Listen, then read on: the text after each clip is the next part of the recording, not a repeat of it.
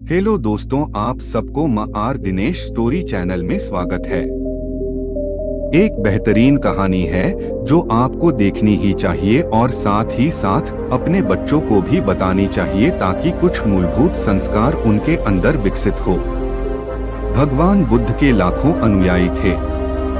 इन्हीं में से एक पिछले कई सालों से रोजाना उनके आश्रम में जाया करता था। उनके प्रवचन सुना करता था, ध्यान लगाया करता और वापस चला जाता। यह सिलसिला ऐसा ही चलता रहा। मगर एक दिन यह अनुयायी आश्रम नहीं आया और उसके बाद उसने आश्रम में जाना ही छोड़ दिया। बाकी कई लोगों की तरह बुद्ध ने भी यह महसूस किया कि उसका नियमित आने वाला अनुयायी किसी वजह से अब आना बंद हो गया है। इस बात को कई दिन बीत गए। एक दिन बुद्ध अपनी भिक्षा मांगकर एक गांव के रास्ते से गुजर रहे थे। यह गांव दरअसल उसी अनुयायी का था जिसने अब आश्रम में आना छोड़ दिया था। बुद्ध उस अनुयायी के घर की तरफ चल दिए। जब उसके घर के पास पहुंचे तब वह अनुयायी अपने घर के आंगन में कुछ काम कर रहा था। बुद्ध को देखते ही वह उनके पास आया, उन्हें प्रणाम किया और उन्हें बैठने के लिए आंगन के चबूतरे पर चटाई बिछा दी। बुद्ध चटाई पर आराम से बैठ गए और अनुयायी से बात करने लगे।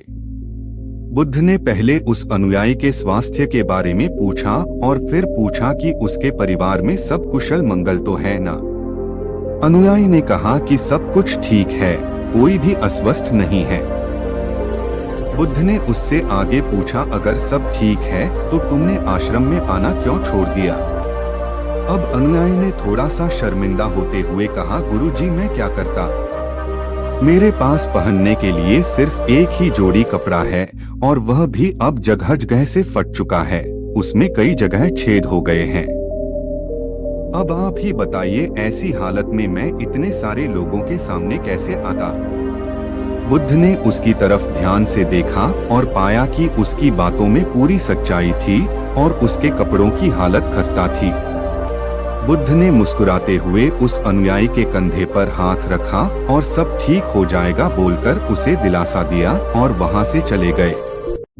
एक बार बुद्ध जब प्रवचन दे रहे थे तो प्रवचन खत्म होने के बाद बुद्ध ने अपने एक धनवान अनुयायी को रुकने के लिए कहा। बुद्ध ने उससे कहा कि वह उनके गरीब अनुयायी को 2 जोड़ी कपड़े भिजवा दें। श्रीमंत अनुयायी ने उनसे वचन दिया कि वह अगले दिन जैसा उन्होंने कहा है वैसा ही करेगा। अगले दिन अपने वचन के मुताबिक श्रीमंत अनुयायी ने अपने नौकर के हाथों न सिर्फ उस गरीब अनुयायी के लिए बल्कि उसके पूरे परिवार के लिए 2-2 जोड़ी कपड़े भिजवा दिए। नए कपड़े पाकर गरीब अनुयायी और उसका पूरा परिवार बहुत खुश हो गया। अगले दिन से बुद्ध ने देखा कि वह अनुयायी फिर से आश्रम में आने लगा है। बुद्ध ने उससे पूछा कि अब तुम्हें कोई परेशानी तो नहीं है? अगर है तो बता। अनुयायी ने कहा, अब मुझे कोई तकलीफ नहीं है, बस कपड़ों की थी जो आपने हल कर दी। अब मैं बहुत खुश हूँ। बुद्ध के अनुयायी से पूछा, अच्छा बताओ तुमने अपने पुराने कपड़ों का क्या किया? अनुयायी ने कहा, हमारे ओढ़ने के कपड़े ओढ़ने लायक नहीं बचे थे, इसलिए मैंने अपने पुराने कपड़ों को उनकी जगह इस्तेमाल करना शुरू कर दिया। बुद्ध ने पूछा, फिर तुमने अपने ओढ़ने वाले कपड़े का क्या किया? मैंने उन्हें पर्दों की जगह इस्तेमाल करना शुरू कर दिया। अनुयायी ने कहा, उन पुराने पर्दों का क्या हुआ?